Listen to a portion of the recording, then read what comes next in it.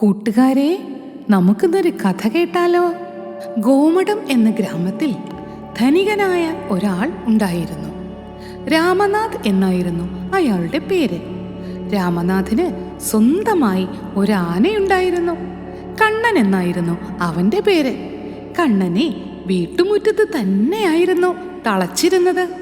കണ്ണന് രാമനാഥൻ എല്ലാ ദിവസവും രുചികരമായ ഭക്ഷണങ്ങൾ കൊടുത്തിരുന്നു. എണ്ണയൊക്കെ പുരട്ടി പുഴയിൽ കൊണ്ടുപോയി കുളിപ്പിക്കുമായിരുന്നു. ഇടക്ക് രാമനാഥൻ കണ്ണന്റെ പുറത്തിരുന്ന് സവാരിയും നടത്തിയിരുന്നു. അങ്ങനെയിരിക്കെ ഒരു ദിവസം സുന്ദരിയായ മിട്ടുമുയൽ കണ്ണന്റെ അടുത്തെത്തി. ആനച്ചേട്ടാ, നിന്റെ പേരെന്താ?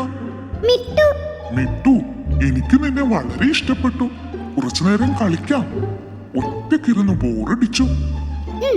എനിക്കും വീട്ടിലിരുന്ന് ബോറടിച്ചു. അതുകൊണ്ടാ ഞാനൊന്ന് കറങ്ങാൻ ഇറങ്ങിയേ. ഞാൻ കുറച്ച് കുസൃതി ചോദ്യം ചോദിക്കട്ടെ?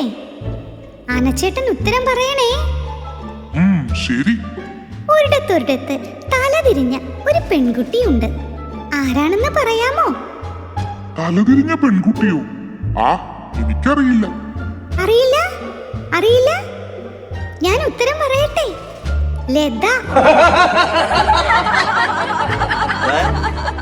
ആനച്ചേട്ടാ, ജീവിതകാലം മുഴുവൻ സുന്ദരനാകാൻ എന്ത് ചെയ്യണം?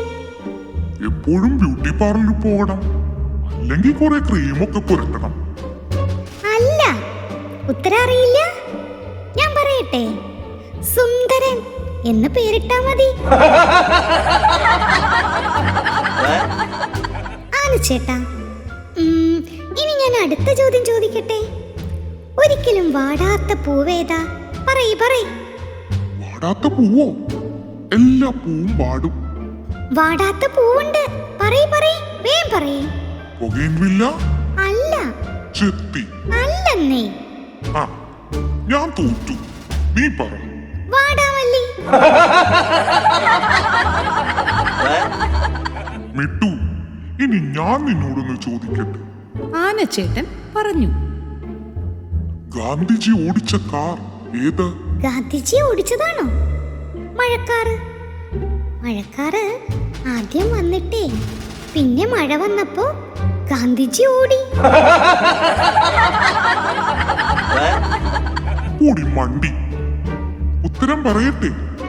British car. അയ്യോ, കളിച്ചിരുന്ന് നേരം പോയതറിഞ്ഞില്ല. നേരം ഇരുട്ടി. ഞാൻ നാളെ വരാവേ. മിട്ടു ഇങ്ങനെ പറഞ്ഞുകൊണ്ട് വേഗം പോയി. അങ്ങനെ മിട്ടു എല്ലാ ദിവസവും കണ്ണന്റെ അടുത്ത് വരുമായിരുന്നു. കളിച്ച് ചിരിച്ച് അവർ സന്തോഷമായി സമയം ചിലവഴിക്കുമായിരുന്നു. ഒരു ദിവസം മിട്ടു വരുന്ന സമയത്ത് കുറച്ച് കുസൃതി കുട്ടികൾ മിട്ടുവിനെ പിടിച്ചുകൊണ്ടുപോയി അവരുടെ വീട്ടിൽ കൊണ്ടുപോയി കൂട്ടിലിട്ട് വളർത്തി. മിട്ടുവിനെ കാത്തിരുന്ന് കാണാതായപ്പോ കണ്ണന് സങ്കടമായി. ഭക്ഷണമൊന്നും കഴിക്കാതെയായി. കണ്ണൻ കിടപ്പിലായി. രാമനാഥൻ ഡോക്ടറെ വിളിച്ചു വരുത്തി. അദ്ദേഹം പല വിദ്യകളും പ്രയോഗിച്ചു നോക്കി. കണ്ണൻ ഭക്ഷണം കഴിക്കുന്നേയില്ല. രാമനാഥൻ തന്റെ വീട്ടിൽ വെച്ചിരുന്ന CCTV ക്യാമറ പരിശോധിച്ചപ്പോഴല്ലേ കാര്യം മനസ്സിലായത്. കുറച്ച് ദിവസങ്ങളായി കണ്ണൻ കളിച്ചുകൊണ്ടിരുന്ന മുയൽ ഇപ്പോ വരുന്നില്ലെന്ന് മനസ്സിലായി.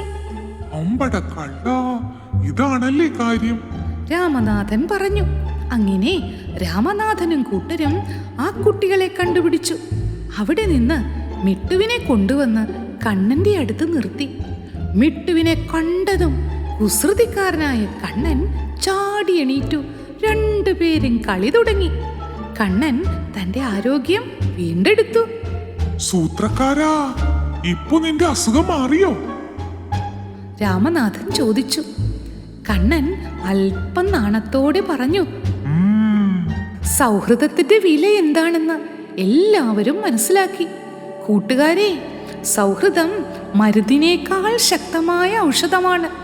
നല്ല സുഹൃത്തുക്കൾ തരുന്ന സന്തോഷം വിലമതിക്കാനാവാത്തതാണെന്ന് ഓർക്കണേ. Hello friends, if you like our videos, please subscribe to our channel.